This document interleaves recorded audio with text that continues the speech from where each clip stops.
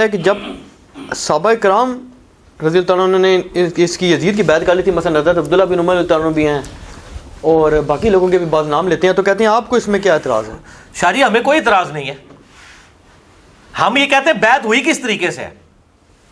عبداللہ بن عمر نے بیعت کر لی تھی، اچھا جی، اب ہم یہ پوچھتے ہیں کہ جو عبداللہ بن عمر رضی اللہ تعالیٰ عنہ کی بیعت کرنا ہے، کیا اس چیز کی توثیق ہو جائے گی کہ یزید کی خلافت ٹھیک ہے؟ تو پھر صحیح ہے، پھر تو حضرت حسین سے مخالفت کی ضرورت ہی کوئی نہیں تھی، حضرت حسین بیعت نہ بھی کرتے تو خیر تھی۔ اصل میں حضرت حسین کا جو بیعت کرنا ہے نا، وہ امت محمدیہ صلی اللہ علیہ وسلم میں امام تھے، اور قرآن میں ہے نا کہ ان کے جو علماء ہیں اور اللہ والے ہیں، یہ لوگوں کو حرام خوری سے اور برے کاموں سے کیوں نہیں روکتے۔ حضرت حسین کا وہ ٹائٹل تھا۔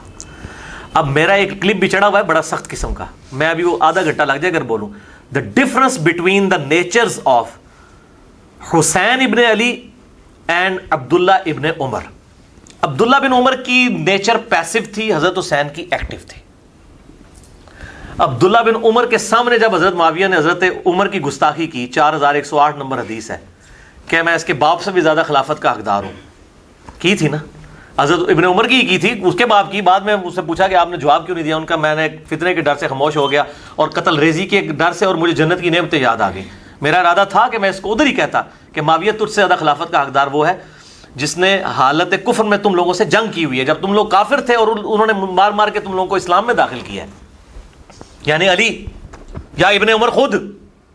اب یہ امام بخاری نے غزوہ خندق کے چیپٹر میں یہ حدیث ڈالی ہے کہ ابن عمر جو ہے وہ خندق کے صحابی تھے، یہ ثابت کیا انہوں نے۔ حالانکہ اس حدیث میں سے تو کتنی گستاخیاں نکل آتی ہیں بقول ان کے، لیکن امت کو ٹیکا لگا دیا امام بخاری نے حق کا کہ بات کس طریقے سے پہنچ جائے۔ تو ابن عمر تو اپنے باپ کے خلاف جب بات ہوئی ہے، وہ بیچارے وہاں نہیں بولے، وہ پیسو نیچر کے تھے، وہ دوسری طرف جاتے تھے کہ حکمرانوں کے خلاف خروج نہ کیا جائے، قیام نہ کیا جائے۔ اسی لیے بخاری مسلم میں بھی آتا ہے کہ یزید کی جب لوگ بیعت توڑ رہے تھے واقعہ حرہ کے بعد، وہ ان کو منع کرتے تھے۔ ہم یہ پوچھتے ہیں جو بیعت توڑ رہے تھے وہ بریلوی دیوبندی شیعہ تھے؟ وہ بھی تو صحابہ ہی تھے، ان کی اوپینین کو نہیں یہ لوگ مانتے، انہوں نے بیعت توڑ دی تھی۔ اور ادھر ہی میں وہ ضمناً بات بتا دوں، یہ وہ محمد بن انفیہ والی جی وہ بھی ہاں کہتے ہیں جی محمد بن انفیہ جو ہیں وہ ان کے سامنے جب ذکر کیا یزید شرابی تھا، کبابی تھا، تو انہوں نے کہا میں نے تو اس کو سنت میں آگے بڑھ کے دیکھنے والا دیکھا ہے، سنت میں آگے بڑھ کے۔ جنہوں نے باوجداد سنت نو تروڑ رہے ہیں، سنتوں نو بدل رہے ہیں، وہ سنت میں آگے بڑھ چڑھ کے، ٹھیک ہے۔ تو بڑا نمازی یہ ہے، اور یہ آدھی روایت پیش کرتے ہیں۔